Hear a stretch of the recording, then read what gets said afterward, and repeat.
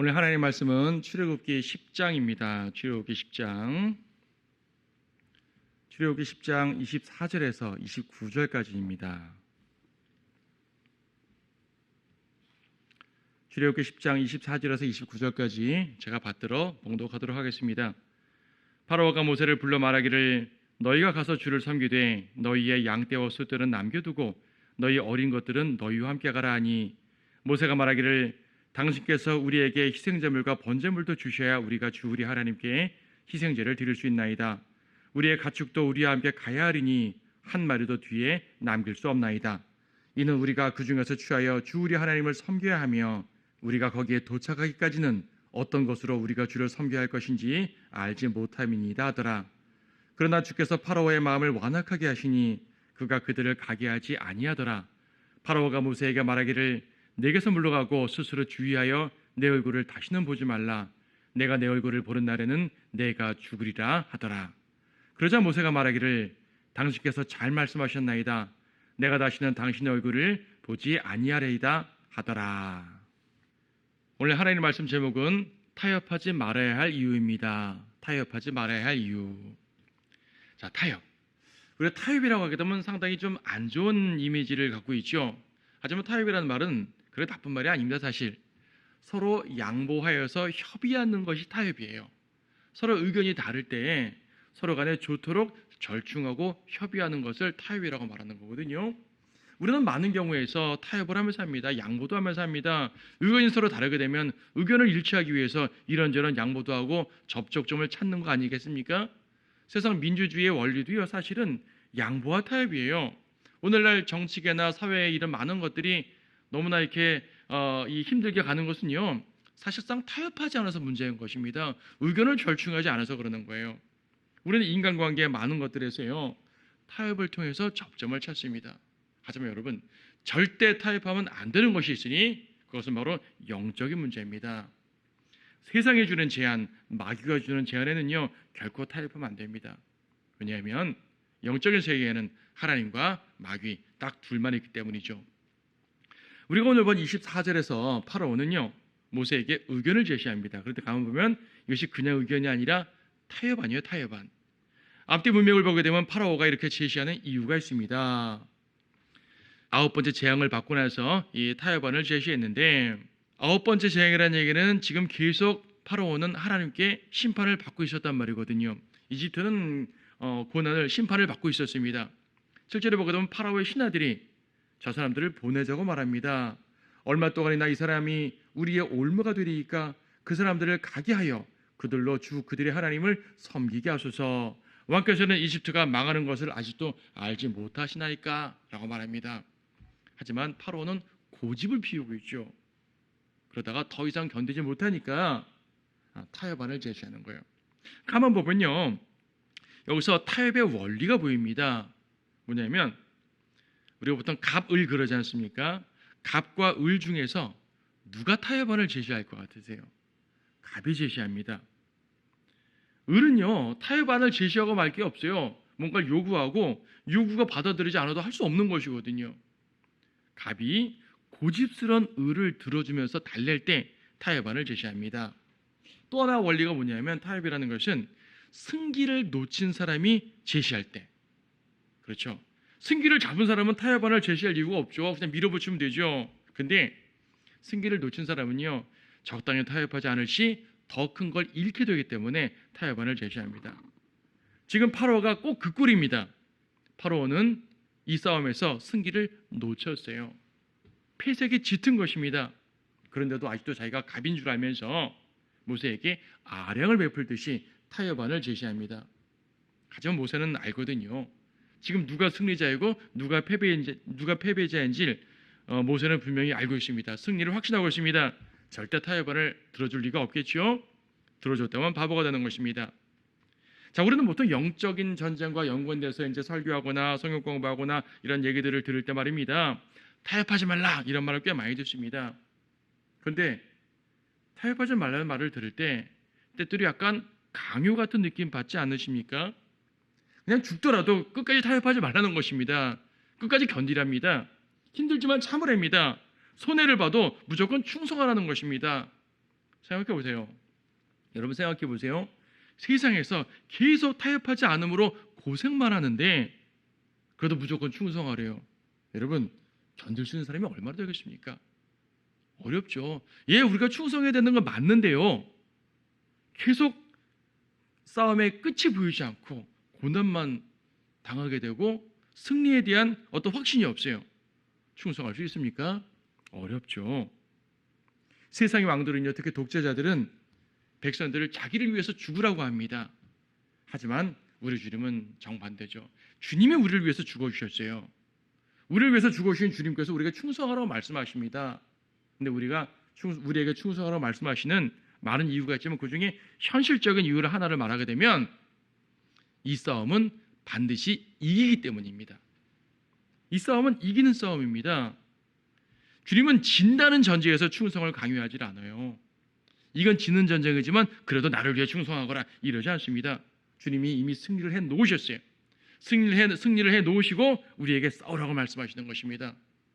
타협하지 말라고 하실 때는요, 이 싸움이 곧 끝나고 승리로 끝날 것을 우리에게 확실하게 알려주시기 때문입니다. 여러분, 우리가 왜 마귀의 제안을 수락할 필요가 없는 것입니까? 그것은 마귀가 곧 멸망할 것을 알기 때문이에요. 세상이 곧 멸망할 것을 확실하게 믿기 때문입니다. 우리는 곧 승리할 것입니다. 그래서 타협하지 않는 실제적인 이유가 있는 것입니다. 자, 얼마 전에 우리나라는 8.15가 있었고요. 말하자면 독립기념일이죠.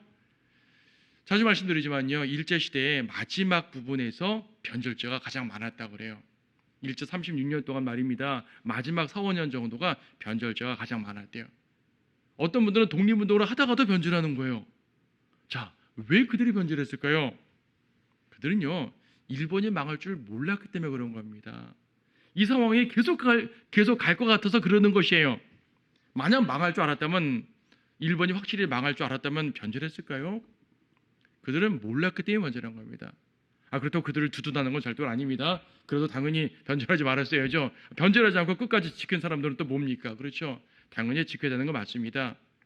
하지만요, 우리가 이 세상 삶을 살면서 현실적으로 정말 끝날지 안 끝날지, 질지 이길지 모르게 되면 힘든 거예요. 근데 주님은 말씀을 통해서 우리에게 알려주세요. 이건 지는 싸움이 아니다. 이기는 싸움이다. 사탄의 원수는 끝나간다. 그러므로 이겨라, 견뎌라, 분명히 승리한다. 약속을 주시는 것입니다. 자, 그리스도인들 그렇지 않습니까? 이 세상이 언제까지나 강할 것 같으면 타협을 하게 되는 겁니다. 하지만 멸망할 것을 분명히 안다면요, 절대 타협 안 하겠죠. 요한일서 5장 4절에서 세상을 이기는 승리는 우리의 믿음이니라 라고 말씀하셨습니다.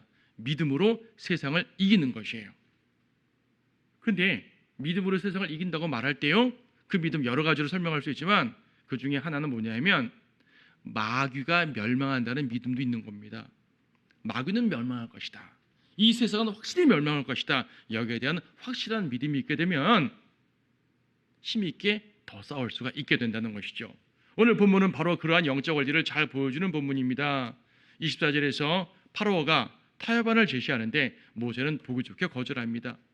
파로가 뭐라고 말합니까? 주를 섬기랍니다. 하지만 짐승은 남겨두고 가라는 것이죠. 생각해 보세요. 모세가 파로에게 요구했던 원래의 목적이 광야로 나가서 주님을 섬기는 것이었습니다. 그럼 그 목적은 달성된 거 아닙니까? 그러면 이 파로의 요구를 덥석 받을 수도 있는 거 아니겠어요? 어이구 감사합니다. 받을 수 있지 않겠습니까? 아니요, 절대 그래서는 안 되는 거죠. 모세는 거절했습니다. 한 마리도 남기지 않겠다고 강력하게 말합니다. 뿐만 아니라 우리에게 짐승을 더 주려고도 말씀하는 거죠. 25절에서 당신께서 우리에게 희생자물과 번제물도 주셔야지 우리가 주 우리 하나님께 희생제를 드릴 수 있나이다. 우리 것도 다 가져가겠지만 당신도 우리에게 줘야 된다라고 말을 하고 있는 것입니다. 왜 이렇게 말할까요? 모세는요, 승리를 확신하고 있거든요.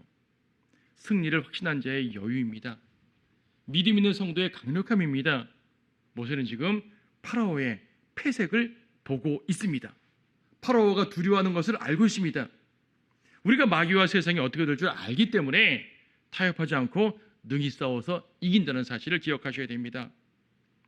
물론 모세도 처음부터 확신한 것은 아니었어요. 모세는 두려워했습니다. 3장 4장 알지 않습니까? 하나님께서 모세를 처음 부르셨을 때 모세는 이런저런 핑계를 대면서 부르심을 거절했었습니다. 어떻게 파로 앞에 가서 말을 하긴 하는데 제대로 말도 못하는 거예요.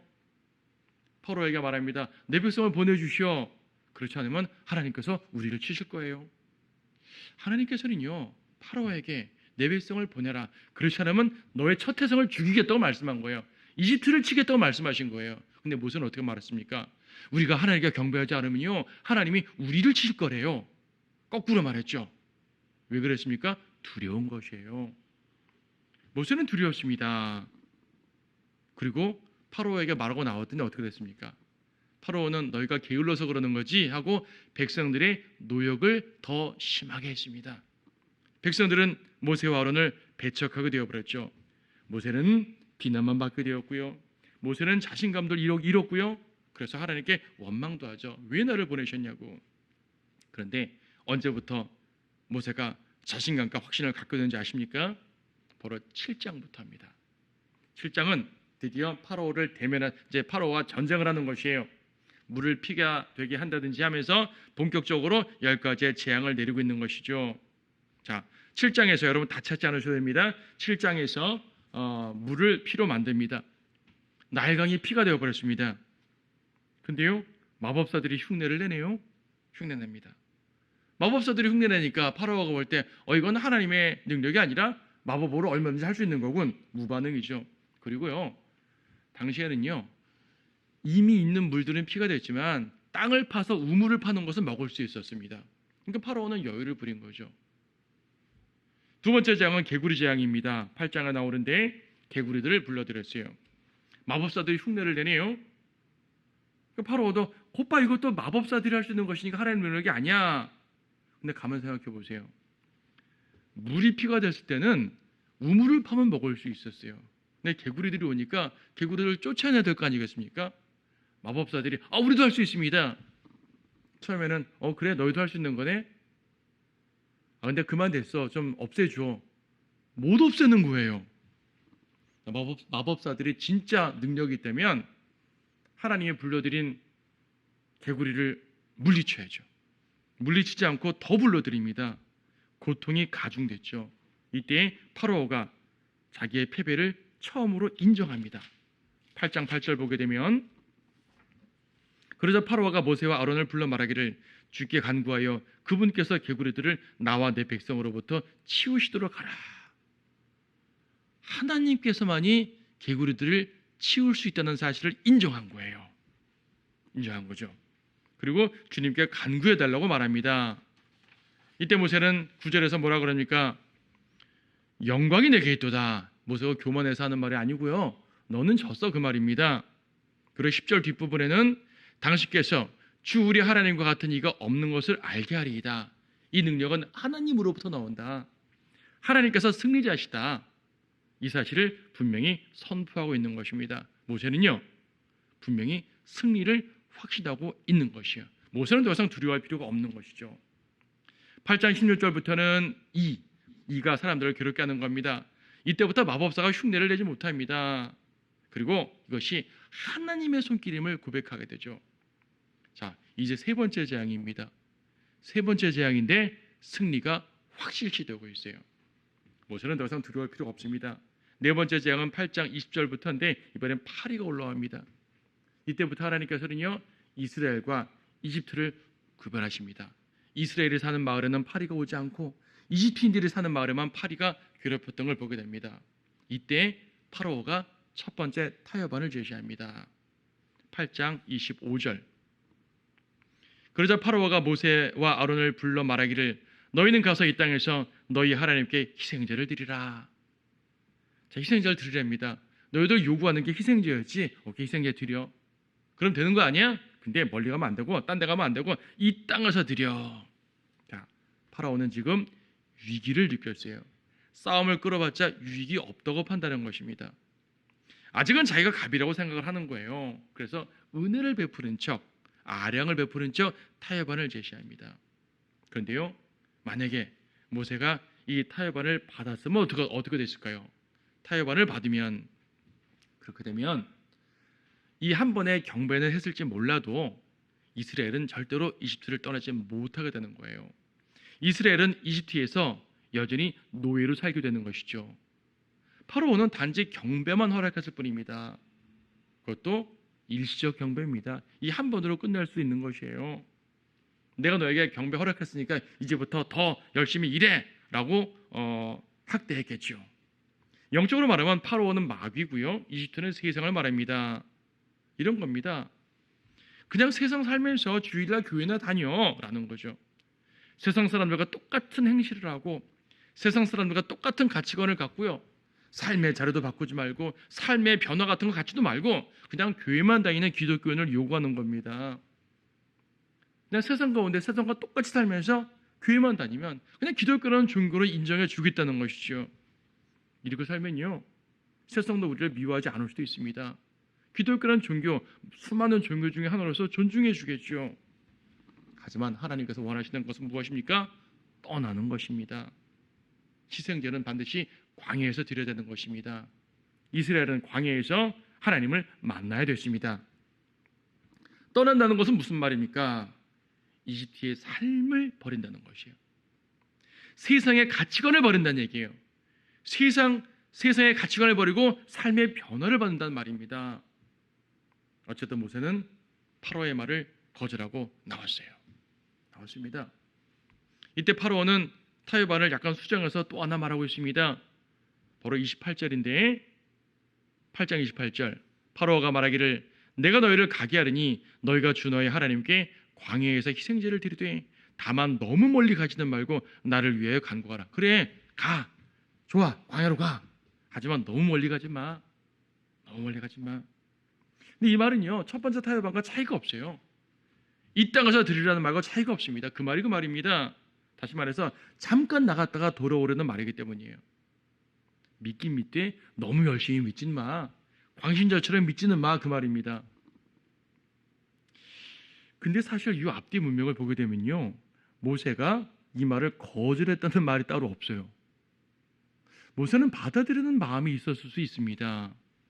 어쨌든 광야로 가서 희생제를 드리는 것이 원래의 목적이었으니까 경배를 허락받은 거잖아요. 그래서 29절 보게 되면 파리떼를 걷어두겠다고 말합니다. 29절 모세가 말하기를 보소서 내가 당신에게서 떠나가서 파리떼가 내일 파라오와 그의 신하와 그의 백성에게서 떠나가도록 내가 주께 간구하리이다. 자, 떠나가도록 간구는 하겠답니다. 하지만 그렇다고 모세가 파라오의 말을 덥석 받은 건 아니에요. 왜냐하면 그 이어지는 내용들을 보게 되면 모세는 파라오가 이 말을 지키지 않을 걸 알았어요. 그러나 파라오는 더 이상 이 백성이 주께 희생제를 드리려고 하는 것을 허락지 않음으로써 거짓되이 행치 마소서. 자, 당신 말 제대로 지켜야 돼. 거짓말하지 마. 라고 말하는 것입니다. 만약 이 약속이 지켜졌다면 어떻게 됐을까요? 만약 이 약속이 지켜졌다면 이스라엘은 3일 길로 가서 희생제를 드리고 돌아왔어야 됩니다. 파라오는 더욱 가혹하게 부려먹었겠죠. 너희 요구 들어줬잖아 하면서 고통을 가중시켰을 것입니다. 다행히 먼저 이 약속을 깬 것은 파라오입니다.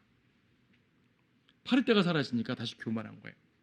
다시 자기를 갑이라고 생각하는 겁니다. 파라오가 완악해진 덕분에 이스라엘은 완전히 떠날 기회를 얻게 되었죠. 하나님께서 섭리적으로 이끌어 주셨다는 사실입니다. 다섯 번째 재앙은 9장에서 나오는데 가축이 전염병에 걸립니다. 이때도 이스라엘과 이집트가 구별됐습니다. 여섯 번째 재앙은 악성 종기인데 9장 8절부터 나옵니다. 이번에는 파라오에게 경고도 없이 바로 행해 버리셨어요. 경고도 하지 않고 행합니다. 마법사들에게도 종기가 납니다. 하나님의 승리가 점점 더 확실시됩니다. 9장 18절에서는 우박을 내리십니다. 우박만 내리는 게 아니에요. 우박, 천둥, 불덩어리가 막 떨어집니다. 신하들이 하나님을 두려워하기 시작해요. 그래서 어떤 신하들은 하나님의 말씀을 듣고 자기들의 가축을 피신시키죠. 이거 분명히 재앙이 임할 줄 알기 때문에. 그리고 27절을 보게 되면 9장 27절 보게 되면 파라오는요, 자기가 잘못했다고 고백을 하죠. 9장 27절 파라오가 보내서 모세와 아론을 불러 그들에게 말하기를 이번에는 내가 죄를 지었도다. 주께서는 의로우시나 나와 내 백성은 악하도다. 자기가 죄인 걸로 인정해요. 그럼 파라오가 회개했네요. 아니요, 여러분. 회개라는 것은요, 삶의 변화, 적어도 생각의 변화를 가져와야 돼요. 회개라는 것은 돌이키는 걸 말합니다. 그래서 파라오는 심판 모면용 회개예요. 하나님께서 그것을 모르실 리가 없죠. 우리도 마찬가지입니다. 죄짓고 회개하고 죄짓고 회개하고, 그래요. 죄짓고 회개하고 반복할 수 있습니다. 하지만 진심으로 돌이켜야 돼요. 나중에 또 육신이 약해서 죄를 짓는 한이 있더라도 적어도 지금만큼 확실하게 돌이켜야 되는 겁니다. 그런데 마음의 돌이킴 없이 그냥 심판 모면용으로, 자백하면 용서해 준다니까 심판 모면용 회개는요, 하나님 인정하지 않습니다. 파라오는 그랬습니다. 자, 모세는 어떻습니까? 점점 더 승리를 확신하고 있는 겁니다. 파라오의 고백이 거짓말인 것을 모세는 잘 압니다. 30절이요. 그러나 당신과 당신의 신하들로 말하면 아직도 당신들이 주 하나님을 두려워하지 아니할 줄 내가 아나이다. 당신 이 약속 안 지킬 거 내가 알아, 그 말입니다. 안다는 얘기죠. 근데 파라오가 약속을 안 지킬 걸 알아도 모세는 초조해하거나 두려워하지 않습니다. 무슨 말이에요? 승리자의 여유예요. 그래, 너 얼마나 더 견디는지 보자, 그 말입니다. 모세는 승리자의 편에서 싸웠기 때문에 이 사실을 아는 것입니다. 그리스도에는요, 그리스도의 승리를 기반으로 싸우는 겁니다. 우리는 지금 당장 올라가기를 바라죠. 여러분 그렇게 기도하지 않습니까? 오늘 당장이라도 주님 오셨으면 좋겠습니다. 이번 달에도 오셨으면 좋겠습니다. 금년이라도 오시면 좋겠습니다. 여러분 그렇게 기도하지 않습니까? 저는 30년 전부터 그렇게 기도했습니다. 30년 전에 성경들을 믿는 이 신앙을 갖고 나서 주님이 곧 오신다고 믿고 그렇게 삶의 자세를 가져왔어요. 지금까지 변하지 않는 믿음으로 그렇게 살아왔습니다. 하지만 성경도 그대로고 제 믿음도 그대로지만 주님은 오시지 않았어요. 30년 동안. 이 말은 앞으로도 금년, 내년 안 오실 수도 있다는 얘기입니다. 여러분의 절망스러운 말을 하자고 하는 말이 아닙니다. 승리를 하고 있는 성도는요, 이 세상에 조금 더 산다는 것이 문제가 되지 않는단 말이에요. 우리는 궁극적으로 승리할 것입니다. 주님께서 우리를 부르시면 승리에 휴거될 때 그 자체가 승리 아니겠습니까? 세상은 더 이상 우리를 어찌하지 못합니다. 우리는 완전하게 세상에서 벗어나는 것이에요. 그 완전한 승리. 그런데 아직 그 승리는 미래에 있어요. 우리는 그 승리를 언제 올지 몰라요. 여러분, 우리는 주님께서 우리를 부르셔서 올라갈 날을 소망하고 기대하면서 세상을 멀리하고 살긴 살지만 그 사실을 확실하게 믿고 승리하는 성도에게는요, 세상 좀 더 산다고 아무런 지장을 받지 않아요. 왜냐하면 주님께서 여전히 여러분과 함께 하시고 인도하신다는 사실 때문입니다. 그 사실을 믿는 성도는요, 세상을 두려워하지 않고 담대히 싸울 수가 있다는 사실입니다. 8번째 재앙은 메뚜기 재앙입니다. 10장에서 메뚜기 재앙 나옵니다. 앞에서 우박이 내렸지 않습니까? 우박을 모면한 모든 식물들이, 그러니까 우박이 와서 많은 식물들이 죽었는데 남은 식물들이 있을 거 아니겠어요?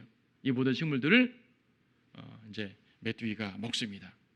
그러니까 동식물계, 이집트의 동물 식물계를 완전히 파괴해버린 겁니다.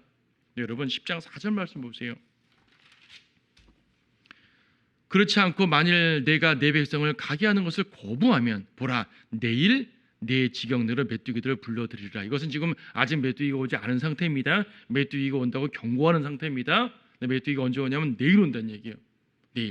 내일 메뚜기가 온대요. 이 말은 무슨 말입니까? 메뚜기가 올 때까지 하루 동안 유예 기간이 있다는 사실이에요.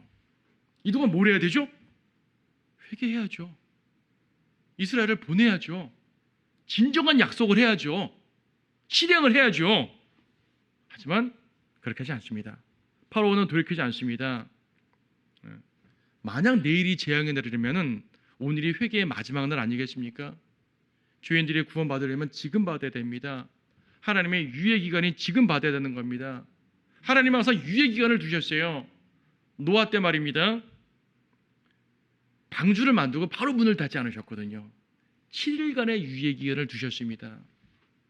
하지만 아무도 들어오지 않았어요. 노아 가족 이외에는 아무도 들어오지 않았습니다. 롯 때도요. 우리가 얼마 전에 롯 설교도 드렸지만 그 밤이 지나게 되면은 멸망하는 거 아니겠어요? 하룻밤이라는 유예 기간이 있는 것이에요. 적어도 7, 8시간의 유예 기간이 있는 것이죠. 하지만 이 유예 기간 동안 말입니다. 롯의 사위들은 거절했죠. 세상은요, 아무리 유예 기간을 줘도 제대로 말을 듣지 않습니다. 제대로 말을 듣지 않아요. 우리가 이 유예 기간 동안에 주님 곧 오신다 하면서 구원받으라고 아무리 외쳐도 듣는 사람 많지 않지 않습니까? 하지만 우리는 주님께서 언제 오실지 모르지만 이 마지막 유예 기간의 지금 동안에 지속적으로 하나님의 말씀을 전하면서 주님의 일을 해야 되겠죠. 자, 어쨌든 이 마지막 날 말입니다. 그러니까 이제 이 유예 기간 요 내일이 있기 전 그 날 말입니다. 이때 긴급 궁정 회의가 열린 것이죠. 아까 읽었죠. 7절에서 신하들은 내보냅시다. 빨리 내보냅시다. 파라오는 안 돼. 하지만 이 일을 당하고 나서 파라오는 타협안을 제시합니다. 10장 3절. 그렇게는 안 되나니 이제 너희 남자들만 가서 주를 섬기라. 그것이 너희가 바라던 것이니라. 자, 남자들만 가서 섬기라. 그리고 파라오의 면전에서 모세와 아론을 쫓아냈어요. 쫓아냈단 말은 뭐냐면 거절했단 말이죠. 거절하지 않았으면 쫓아냈겠습니까? 거절했습니다. 남자들만 가라. 여전히 자신이 갑인 줄 압니다. 자신의 멸망을 알지 못하고 계속 교만한 모습입니다. 바로 죄인이 그래요. 자신의 멸망을 알지 못하고 계속 교만해요. 사탄이 그렇습니다. 자, 남자들만 가라. 성인 남자만 가라는 것이죠. 왜 남자들만 가라 그랬습니까? 가족이 있으면 돌아오게 되므로, 즉 가족을 볼모로 잡아두는 거예요. 오늘날도요, 가족을 세상에 볼모로 놔두는 성도들이 참 많습니다. 어떤 사람들은요, 자기는 헌신해요. 성경 공부도 열심히 하고 복음도 전하고 자신은 꽤 열심히 헌신하는데 가족들에 대해서는 세상에 그대로 놔두는 겁니다. 물론 가족들도 똑같이 헌신을 시키기 원하지만 잘 안 될 때가 있죠. 잘 안 돼서 못하는 거 말고, 하기는 원하지만 잘 안 되는 성도들은 계속 기도하지 않습니까? 우리 가족도 구원받게 해달라고, 우리 가족도 주님 헌신하게 해달라고, 우리 가족들도 성령들의 문화 신앙에 들어오게 해달라고 계속 기도하면서 전하지 않습니까? 이런 성도들 말고 아예 방치해두는 사람들 말이에요. 자녀들을 그냥 세상에 놔둬버립니다. 세상 문화에 놔둬버립니다. 하나님을 떠나 살게 놔둬버립니다. 방치하는 거예요. 그게 뭔지 아세요? 세상이 우리의 자녀들을 볼모로 잡도록 허용하는 겁니다. 이게 오래되게 되면 효과도 없겠죠. 사탄이 원하는 것입니다. 그래, 네가 정말 헌신하고 싶어? 해. 하지만 가족은 놔둬. 왜 그렇죠? 다시 세상으로 돌아오게 만드는 것입니다. 모세는 거절합니다. 그래서 쫓겨났죠. 모세가 왜 거절한다고요? 모세는 자기가 승리한 걸 알기 때문입니다. 여러분, 승자의 편에서 싸우는 성도는요, 절대 타협하거나 굴하지 않습니다. 조금만 참으십시오. 이 싸움은 곧 끝나게 됩니다. 자, 메뚜기 재앙이 옵니다. 이때는 이스라엘을 구별하지 않으셨어요. 지금 우리가 메뚜기 재앙 얘기 말씀드렸지만 앞뒤 문맥 쭉 보세요. 다른 재앙들은요, 이스라엘과 이집트인들을 구별했거든요. 파리도 이집트인들에게는 파리를 보내고 이스라엘에는 보내지 않고 말입니다. 근데 여기서는 이스라엘과 이집트를 구분했다는 말이 없어요. 다시 말해서 이스라엘도 메뚜기 때에 당한 겁니다. 왜 그렇죠? 왜 하나님이 이스라엘 보호해 주지 않죠? 자, 왜 이랬을까요? 이 메뚜기가 사람을 물어뜯은 게 아니죠. 메뚜기는 무엇을 물어뜯었습니까? 농작물을 물어뜯었어요. 왜 물어뜯었어요? 왜 물어뜯게 하셨을까요? 허용하셨을까요? 그 농작물 이스라엘에게 필요 없는 것이기 때문입니다. 이스라엘은 2, 3일 뒤면 떠납니다. 이 농작물 안 먹어요. 메뚜기가 다 먹어도 관계없어요. 여러분, 우리가 살다 보게 되면 왜 하나님께서 우리를 보호하지 않지? 나는 그리스도인인데, 이렇게 느낄 때가 있죠. 왜 나를 세상 사람처럼 똑같이 놔두지? 이럴 때 있죠. 하지만 지나고 나게 되면 그래서 그렇구나 라고 알게 되는 것이 있지 않습니까? 하나님의 계획이 있습니다. 하나님의 뜻이 있습니다. 하나님은 결코 성도들에게 무조건적으로 괴로움을 주시는 분이 아닙니다. 다 이유가 있습니다. 이스라엘 그랬을 거 아니겠어요? 왜 메뚜기가 여기도 와? 근데 어차피 그거 안 먹을 거예요. 소용없습니다. 우리는 떠날 것이기 때문에 세상에 대해 너무나 많은 미련을 가질 필요가 없는 것입니다. 이집트인들은 밭을 재정비해야 됐죠. 밀대도 세워야 되고요. 우박도 걷고요. 망가질 것도 뽑아야 되고 다 해야 됩니다. 하지만 이스라엘은 그럴 필요가 없어요. 곧 떠날 것이니까. 여러분은 이 세상을 떠날 거라는 사실을 확실하게 믿으시기 바랍니다. 9번째 재앙은 뭡니까? 10장 21절부터 나오는 극심한 어두움입니다. 이때는 구벌하셨어요. 이집트에는 흑암의 권세가 있었고요. 이스라엘은 빛이 되셔서 하나님께서 빛을 주셨습니다. 세상은 점점 어두워지지만 성도들은 하나님의 말씀의 빛으로 소망의 빛으로 더욱더 빛난다는 영적 원리를 제시해주고 있는 것입니다. 자, 이렇게 9번의 재앙이 끝난 다음에 파라오는 마지막 타협안을 제시합니다. 그것이 우리가 오늘 읽었던 본문 24절입니다. 가축은 남겨두라는 것이에요. 그래 너희 가. 그래 애들도 가. 다 가. 근데 가축은 남겨둬. 무슨 말입니까? 성경은요, 너희 보물이 있는 곳에 너희 마음이 있다 그랬습니다. 너희 보물을 남겨두라는 얘기예요. 그래야 다시 돌아오죠. 파라오는 그것을 말하는 것입니다. 성경은 우리에게 보물을 땅에 두지 말고 하늘에 쌓아두라 그랬어요. 우리의 소망을 하늘에 두기 위해서입니다. 땅에다 보물을 쌓아두게 되면 우리의 눈은 땅을 향할 수밖에 없는 겁니다. 모든 양떼와 재물들을 놔두고 나가게 되면 이스라엘 사람들은요, 이집트를 다시 생각할 수밖에 없고 이집트로 돌아올 수밖에 없는 겁니다. 그래서 하나님께서는 하나도 남기지 말라고 말씀하고 있는 거죠. 한 마리도 뒤에 남길 수 없나이다.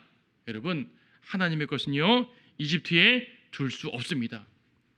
세상에 둘 수 없습니다. 여러분, 우리가 하나님의 소유죠. 우리가 하나님의 것입니다. 그래서 하나님께서는 우리를 모두 데려갈 거 아니겠습니까? 그렇죠. 그런데요, 하나님의 소유를 적용할 때 여러분 개개인에게 적용해 보세요.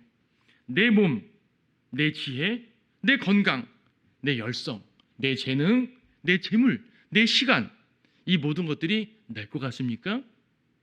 주님 거 아니에요? 주님 겁니다. 주님께 속해 있는 겁니다. 왜? 내가 주님께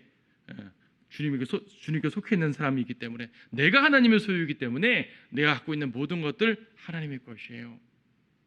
그 모든 것들을 세상에 남겨두지 말라는 것입니다. 이 모든 것들을요, 세상의 영광이 아니라 주님의 영광을 위해 사용하라는 것입니다. 세상적 관념, 세상적 명성, 세상 쾌락, 멸망으로 향하는 세상의 모든 것들, 그런 것들에 나를 맡기지 말라는 얘기입니다. 그 어떤 것도, 내게 속한 그 어떤 것도 한 마리도 뒤에 남길 수 없다. 이 모세의 이 강력한 이 선포를 여러분은 꼭 기억하시기 바랍니다. 내게 속한 모든 것들은 다 하나님의 것이에요. 주님께 드려야 되는 것입니다. 모세는 이 영적 싸움에서 물러날 생각이 없어요. 왜? 다 이긴 전쟁이기 때문에. 다 이긴 전쟁인데 왜 파라오의 타협안을 받아들이겠습니까? 여러분, 두려워하지 마십시오. 세상은 패배할 것이고 성도는 승리할 것입니다. 11장에는 마지막 재앙이 나오죠. 이제 11장이 예고하고 12장에 실행이 되는데 마지막 재앙 뭡니까? 첫 태생에 죽습니다. 모든 가족의 첫 태생에 죽습니다. 양의 피를 문에 바르지 않은 모든 가족의 첫 태생은 죽습니다. 파라오의 첫 태생도 예외가 아닙니다. 파라오는 자기 첫 태생을 죽게 만들었죠. 결국은 파라오는 타협안만 제시하며 하나님의 명령을 거절하다가 그 대가를 받고 말았습니다. 자, 자기의 첫 아들이 죽자 파라오는 급하게 모세를 부릅니다. 그리고 내보냅니다. 어떤 조건도 제시하지 않겠어. 다 데리고 가. 예, 모세는 정말로 승리했습니다. 의기양양하게 나옵니다. 완전한 승리를 얻은 것이죠. 하지만요, 아직 완전한 것은 아닙니다. 하나님은 영적 전쟁을 어설프게 끝내지 않으십니다. 하나님은 사탄의 완전한 패배를 염두에 두고 계시는 것입니다. 어떻게 됐어요? 이스라엘이 홍해를 건넌 다음에 파라오와 파라오의 군사들이 홍해에 수장되었죠. 파라오도 죽은 것이에요. 하나님의 승리는 원수의 완전한 멸망으로 끝나게 됩니다. 여러분, 우리는 지금 이 세상에서 싸움을 싸우고 있지만 그리고 수시로 승리를 하고 있지만 이 모든 것은 궁극적 승리를 향한 모습일 뿐입니다. 궁극적 승리는 우리가 저 하늘로 올라갈 때 이루어질 것입니다. 주님은 이미 십자가에서 승리하셨고 그 승리를 우리에게 주셔서 싸우게 하십니다. 하지만 완전한 승리는 우리가 올라갈 때 할 것입니다. 이스라엘 백성들도 홍해를 건너서 세상과 완전히 단절되었듯이 우리도 저 하늘의 물층을 건너 올라가면서 세상과 완전히 단절되겠지요. 우리는 그 승리를 바라면서 소망하면서 이미 승리하신 주님을 따라서 계속 싸워 이겨나가는 것입니다. 말씀을 맺습니다. 파라오가 타협안을 제시한 것 자체가 그가 패배하는 증거라고 말씀드렸죠. 세상이 여러분에게 타협안을 제시하는 것 자체가요, 세상이 멸망한다는 증거입니다. 마귀가 여러분에게 타협안을 제시하는 것 자체가요, 마귀가 진다는 전제입니다. 승리하고 있다면 왜 휴전을 요청하고 타협안을 제시하겠습니까? 그러면 여러분, 고난이 있고 힘들다고 해서 사탄의 미끼를 넙죽 물어서는 안 됩니다. 오히려 타협안이 제시된다는 것은 우리의 승리가 가까웠다는 사실을 증명하는 것입니다. 파라오와 마찬가지로 사탄은요, 이미 당황하기 시작합니다. 단지 멈추지 않을 뿐이에요. 그는 멸망할 때까지 멈추지 않을 것입니다. 파라오는 그렇게는 얻어 터졌는데도 홍해까지 쫓아와서 이스라엘을 위협했지 않습니까? 사탄도 마찬가지입니다. 십자가에서 패배했지만 수시로 패배하는데도 계속 위협합니다. 이때 우리는 무엇을 해야 되겠습니까? 우리에게 주어진 과제는 오직 신뢰입니다. 믿음입니다. 신뢰하지 않은 자는 타협안을 붙잡게 되어 있어요. 누구를 신뢰하는 것입니까? 하나님을 신뢰하는 겁니다. 예수 그리스도를 신뢰하는 것입니다. 그분의 말씀을 신뢰하는 것입니다. 그분을 신뢰하지 않게 되면 패배할 수밖에 없어요. 우리 주님은 끝을 보실 것입니다. 그 끝이 뭐예요? 사탄의 멸망, 세상의 멸망입니다. 성도들을 지속적으로 괴롭혀온 세상과 마귀의 멸망, 이것이 모두 우리 모두가 바라는 모습입니다. 우리는 그날을 소망하면서 성도들에게 주어질 완전한 구원과 승리를 바라보고 있습니다. 그 소망은 너무도 확실합니다. 확실하기 때문에 우리는 또한 인내하는 것입니다. 무엇보다 승리를 주시는 하나님을 찬양하며 그날의 승리를 위해서 오늘도 힘써 싸우는 것이죠. 그러므로 성도 여러분, 어떤 시험에도 쓰러지지 마시고요, 어떤 유혹에도 넘어가지 마시고요, 어떤 압박도 이겨내시고요, 어떠한 타협안도 거절하시기 바랍니다. 주님이 약속하신 승리는 곧 올 것이고 지금도 지속적으로 승리해 주실 것입니다. 그리스도를 굳게 의지하면 넘어지지 않습니다. 성도 여러분, 우리 안에 계신 전능하신 우리의 목자요 대장을 의지하시기 바랍니다. 그래서 주께서 오실 때까지 항상 승리를 지켜내는 우리 모두가 되길 바라서 이 말씀을 드렸습니다.